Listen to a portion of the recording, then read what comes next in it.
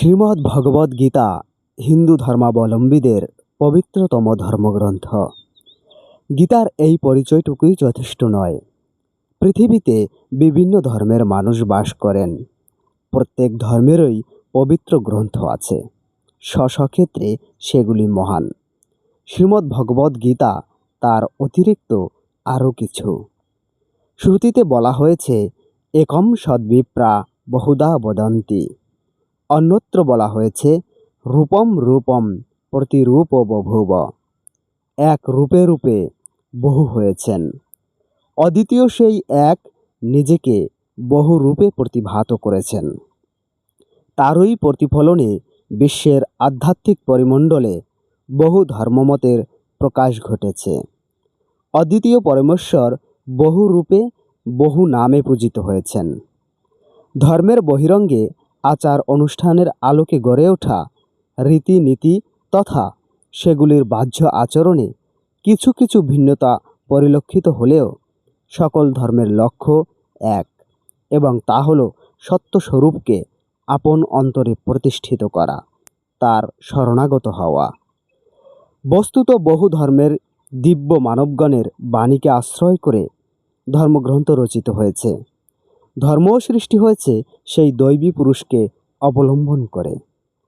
হিন্দু ধর্ম সেদিক থেকে ব্যতিক্রম। তা ব্যক্তিকেন্দ্রিক নয়, এটি অনাদি সনাতন ধর্ম। এ ধর্মগ্রন্থ কোনো ব্যক্তিরচিত নয়। প্রকৃত প্রস্তাবে শ্রীমদ্ ভগবদ্গীতা ভগবান শ্রীকৃষ্ণের মুখনিসৃত বাণীর সমাহার। ভগবান শ্রীকৃষ্ণ অর্জুনকে উপলক্ষ করে সমগ্র মানবজাতির কল্যাণার্থে যে অমূল্য উপদেশ দিয়েছিলেন, তা যেমন কোনো বিশেষ সম্প্রদায় বা গোষ্ঠীর একান্ত নিজস্ব নয়, তেমনি দেশ ও কালের মধ্যেও তা সীমাবদ্ধ নয়। তার আবেদন সর্বজনীন এবং সর্বকালীন। দেশ, কাল, বর্ণ, সম্প্রদায়, পরিস্থিতি প্রভৃতি সব কিছুকে অতিক্রম করে শ্রীমদ্ ভগবদ্গীতা চিরভাস্বর রূপে বিরাজমান। অদ্বিতীয় এই গ্রন্থ সনাতন ধর্মদর্শন যোগমার্গে এক অনির্বাণ আলোকবর্তিকা রূপে দীপ্যমান। বেদান্তে তিনটি প্রকৃষ্ট স্থান বা প্রস্থানত্রয়ের উল্লেখ আছে। প্রথমটি হল শ্রুতি প্রস্থান, এটি বেদের অর্থভাগস্বরূপ উপনিষদ। দ্বিতীয়টি ন্যায় প্রস্থান, ব্যাসদেব রচিত বেদান্ত দর্শন বা ব্রহ্মসূত্র। তৃতীয়টি হল শ্রীমদ্ ভগবদ্ গীতা, পার্থসারথী জগদ্গুরু শ্রীকৃষ্ণ কথিত বাণীসমূহ। এটিকে বলা হয় স্মৃতিপ্রস্থান। হিন্দু ধর্মের বিশাল প্রাঙ্গণে অন্তত 25টি গীতা আছে। বিভিন্ন উপাধিতে তারা ভূষিত, যেমন উদ্ধব গীতা, গুরু গীতা, অষ্টাবক্র গীতা, বেদ গীতা, শিবগীতা প্রভৃতি। তবে সাধারণত গীতা বলতে শ্রীকৃষ্ণ কর্তৃক অর্জুনকে প্রদত্ত উপদেশাবলী সংবলিত এই শ্রীমদ্ ভগবদ্গীতাকেই চিহ্নিত করা হয়।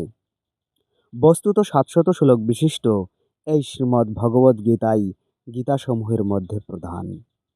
আর সেই কারণে সহস্রাধিক বৎসর ধরে এই গ্রন্থ অসংখ্য মানুষকে আকৃষ্ট করেছে।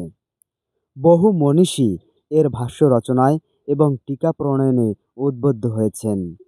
সকল ভাষ্য ও ব্যাখ্যাই স্বস্বক্ষেত্রে মহান। পরম পূজ্যপাদ শ্রীমৎ স্বামী রামশুক দাস মহারাজ গীতা তত্ত্বের গভীর ও ব্যাপক প্রসারের উদ্দেশ্যে এবং সর্বসাধারণের হিতার্থে গীতার বিস্তৃত টিকা প্রণয়ন করেছেন। এই সাধক সঞ্জীবনী তার গভীর পাণ্ডিত্য, দীর্ঘ অনুধ্যান এবং কঠিন তপশ্চর্যা এবং অনুভূতির ফসল। হিন্দিতে লিখিত মূল গ্রন্থটির ভাষা সরল, প্রকাশভঙ্গি ও সাবলীল। বাংলা অনুবাদে তার প্রকাশশৈলীকে যথাযথ বজায় রাখার প্রয়াস করা হয়েছে সর্বত্র। বিশেষ কারণ ছিল এই যে, গীতায় অর্জুন যুদ্ধ নিয়ে প্রশ্ন করেননি, বরং কল্যাণের বিষয়ে প্রশ্ন করেছিলেন, এবং ভগবানেরও গীতা বিবৃত করার উদ্দেশ্য যুদ্ধ করবার জন্য ছিল না। অর্জুন নিজের কল্যাণ প্রার্থনা করেছিলেন। সেই জন্য শাস্ত্রাদিতে যত প্রকার কল্যাণকর সাধনার উল্লেখ আছে, তার সমস্ত প্রণালীই গীতায় সংক্ষেপে অথচ সম্পূর্ণরূপে বর্ণিত হয়েছে।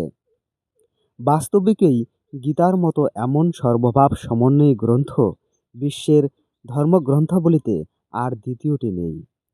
স্বামী রামসুখদাসজি আপন অন্তর্দৃষ্টি দ্বারা রত্নাকরবৎ এই গীতার গভীরে যে অজস্র মণিমাণিক্যের সন্ধান পেয়েছেন, সর্বজনের হিতকল্পে তা তুলে ধরেছেন অকাতরে।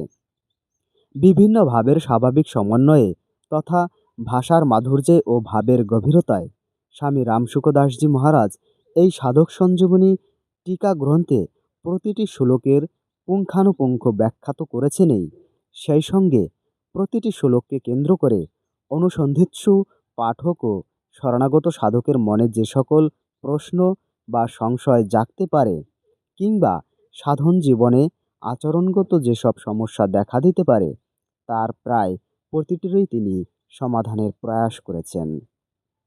শ্লোকসমূহের মধ্যে পারস্পরিক সম্বন্ধ তথা অধ্যায়গুলির পরস্পর্যও বিন্যস্ত হয়েছে অতি সুচারুরূপে। এই টিকা রচনায় স্বামীজি বলেছেন, ন্যায়মাত্মা প্রবচনে লভ্য ন মেধয়া ইয়াগ না বহু না শ্রুতেন। অর্থাৎ সমগ্র বেদ অধিগত করে কিংবা মেধার সাহায্যে অথবা বহু শাস্ত্র শ্রবণের দ্বারা আত্মাকে জানা যায় না, একমাত্র ঈশ্বরের অনুগ্রহ লাভ করেই তা জানা সম্ভব। সেই জন্য জীবনকে ঈশ্বর পরায়ণ করা একান্ত আবশ্যক। গীতা সেই কথা বারবার স্মরণ করিয়ে দিয়েছে। স্বামী রামসুখদাসজি তার গীতাভাষ্যে এই কথাই আমাদের মনে করিয়ে দিয়েছেন যে আমাদের জীবনের প্রতিটি কাজ, পারমার্থিক ক্রিয়া এবং দৈহিক জীবন সম্পর্কিত ক্রিয়া সবই যেন ভগবানের ভজনার দৃষ্টিতে সম্পাদিত হয়। কেননা উৎপত্তি ও বিনাশশীল বস্তুগুলিকে আশ্রয় করা হলো বন্ধন এবং সেগুলিকে ত্যাগ করাই হলো মুক্তি। তাই জীবনের পরম উদ্দেশ্য সকল প্রকার বন্ধন থেকে মুক্তি লাভ। যখন উৎপত্তি ও বিনাশশীল বস্তুসমূহের প্রতি মমত্ব না রেখে জীবনকে ভগবানের শরণাগত করে নিতে হবে। শ্রীমদ্ ভগবত গীতা এই নির্দেশই দিয়েছে।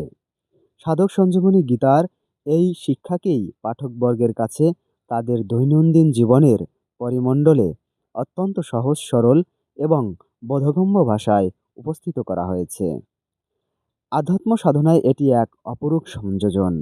তাই এই সাধক সঞ্জীবনী গীতা হয়ে উঠেছে ব্রহ্মবিদ্যার এক বিশাল পাদপীঠ, যার আশ্রয়ে সর্বস্তরের মানুষ পেতে পারে আধ্যাত্মিক পরিক্রমার পথনির্দেশ